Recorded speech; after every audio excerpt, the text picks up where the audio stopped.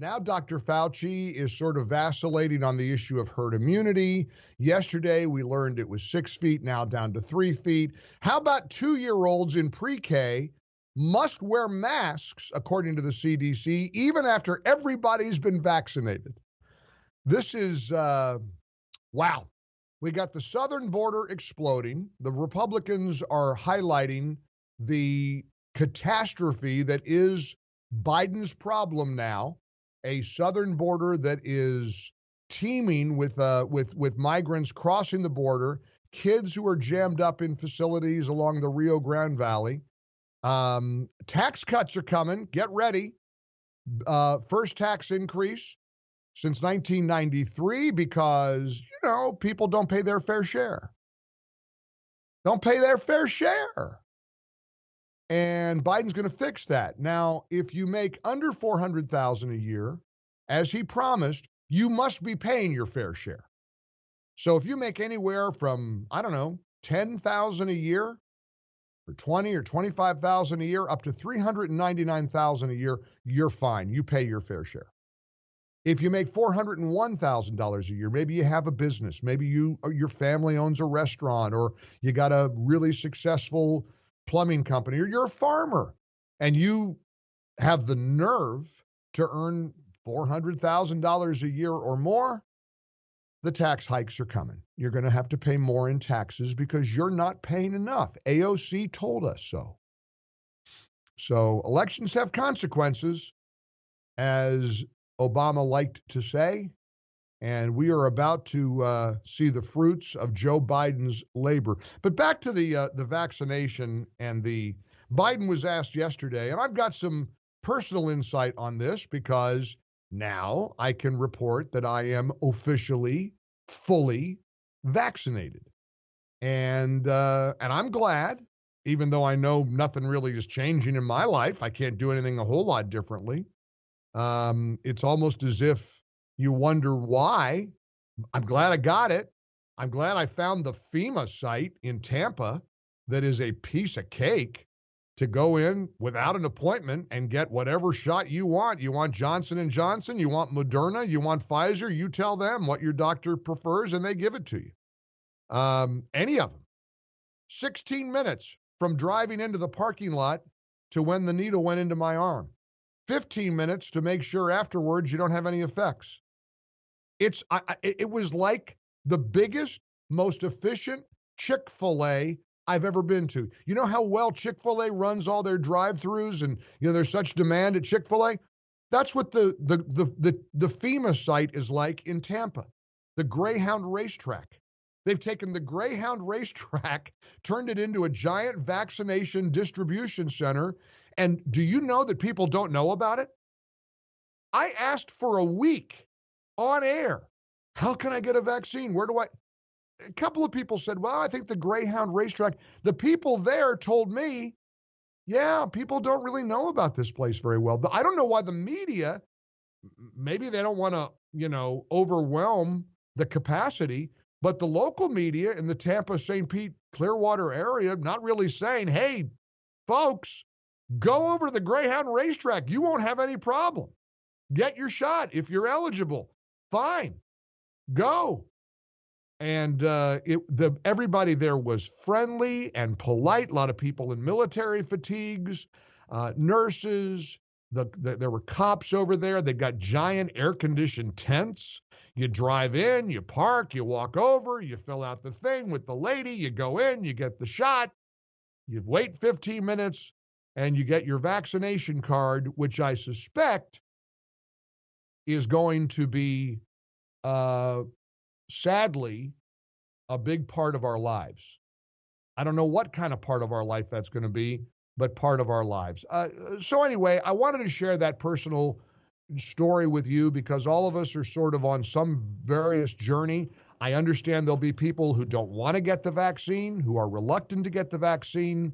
I know people get aggravated when we talk so much about the vaccines. For me, it was a decision that I made, that my family has made, a lot of my friends have made. I don't know I think I know one person, there's somebody in my orbit who I don't think wants to get the vaccine, and this is America. I mean, I don't know there's no easy path for any of this. But nice messages coming in on the MyPillow text line. I think all your listeners are relieved for you, Mike. So glad you finally got the vaccine. Congratulations. So which 3 people will have a burger in your backyard on the 4th of July? That's true. Yesterday, Joe Biden was asked about Trump's involvement in encouraging people to get the vaccine. In other words, former President Trump hasn't said a whole lot about getting a vaccine.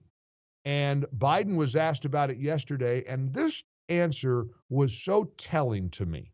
What he says about, well, half the country is profound.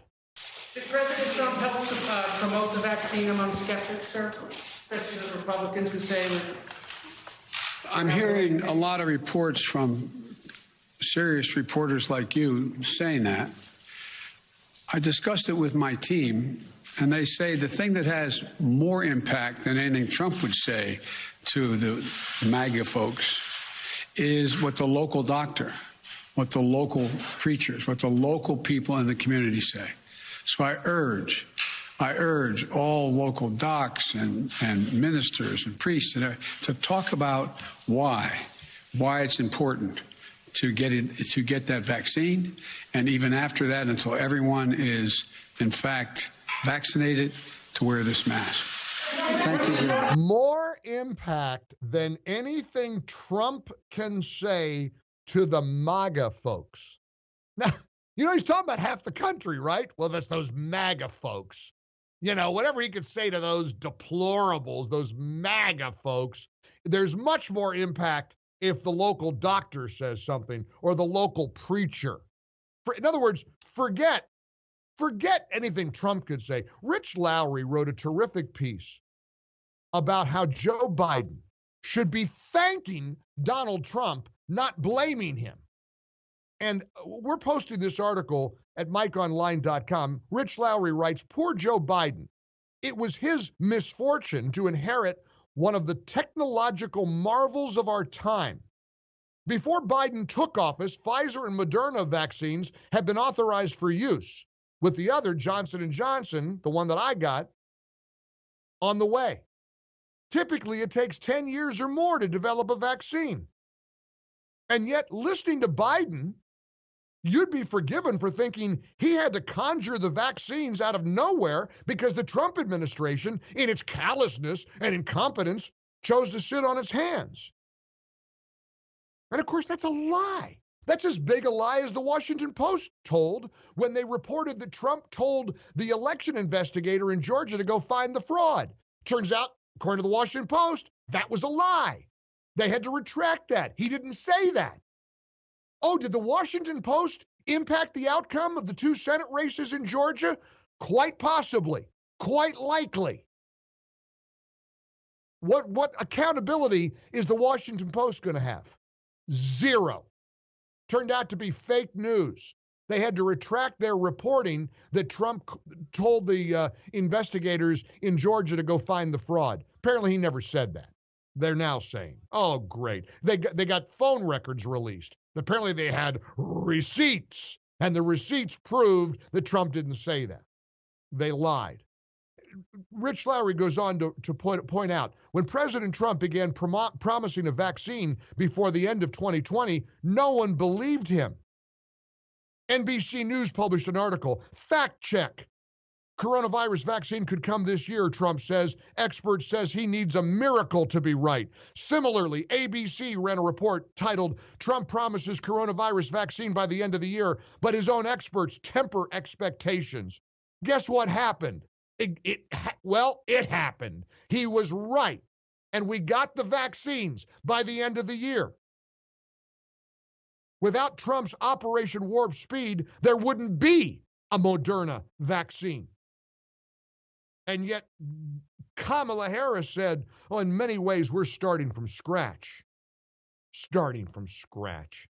The Trump administration had contracts for 100 million doses of Pfizer, 100 million doses of Moderna, 100 million doses of Johnson & Johnson, 800 million doses of vaccine overall. On the last day of the Trump administration, 1.5 million people were vaccinated.